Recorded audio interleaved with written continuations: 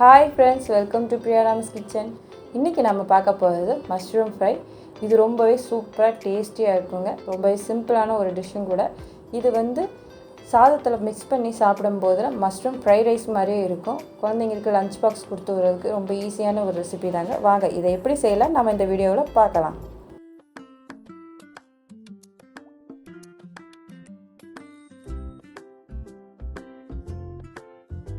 Mushroom ஃப்ரைக்கு ஒரு packet மஷ்ரூமை நான் இந்த மாதிரி கட் பண்ணி 2-3 டைம் வாஷ் பண்ணி எடுத்து வச்சிருக்கேன். ஈரமே இல்லாமல் எடுத்து வச்சிருக்கேன். இப்போ ஒரு பேனில் 3 டேபிள் ஸ்பூன் அளவுக்கு எண்ணெய் சேர்த்துக்கலாங்க. எண்ணெய் சூடானதுக்கு அப்புறமா கடுகு 1 டீஸ்பூன் அளவுக்கு சேர்த்துக்கலாங்க. கடுகு நல்லா பொரிஞ்சதுக்கு அப்புறமா 3 பச்சை மிளகாயை இந்த மாதிரி நான் கீறி வச்சிருக்கேன். அதை நாம சேர்த்துக்கலாம். இந்த 3 பச்சை மிளகாய் தான் காரத்துக்கு, உங்களுக்கு ஏற்ற மாதிரி சேர்த்துக்கோங்க. அப்புறம் ஒரு ஆனியனை பொடியாக நறுக்கி வச்சுருக்கேன். அதையும் சேர்த்துட்டு நல்லா வதக்கி விட்டுக்கலாங்க.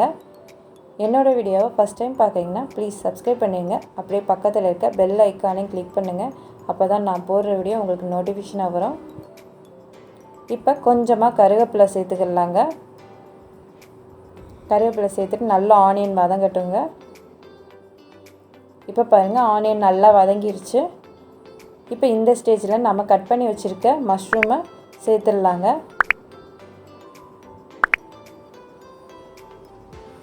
இப்போ மஷ்ரூமுக்கு தேவையான அளவுக்கு உப்பு சேர்த்துக்கலாங்க. நான் 1/2 டீஸ்பூன் உப்பு சேர்த்துக்கிறேன். உங்களுக்கு தேவையான அளவுக்கு நீங்கள் சேர்த்துக்கோங்க.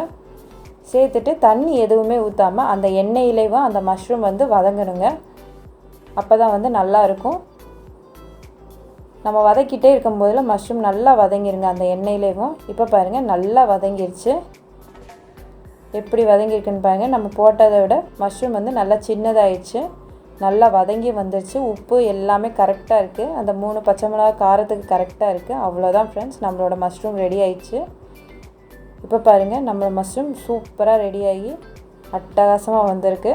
இது ரைஸோடு மிக்ஸ் பண்ணி சாப்பிடும்போது அவ்வளோ சூப்பராக இருக்குங்க. இதை நீங்கள் ட்ரை பண்ணி பார்த்துட்டு எப்படி இருக்குன்னு சொல்லுங்கள். இந்த வீடியோ உங்களுக்கு பிடிச்சிங்கன்னா லைக் பண்ணுங்கள், ஷேர் பண்ணுங்கள், கமெண்ட் பண்ணுங்கள். மறக்காமல் சப்ஸ்கிரைப் பண்ணிடுங்க.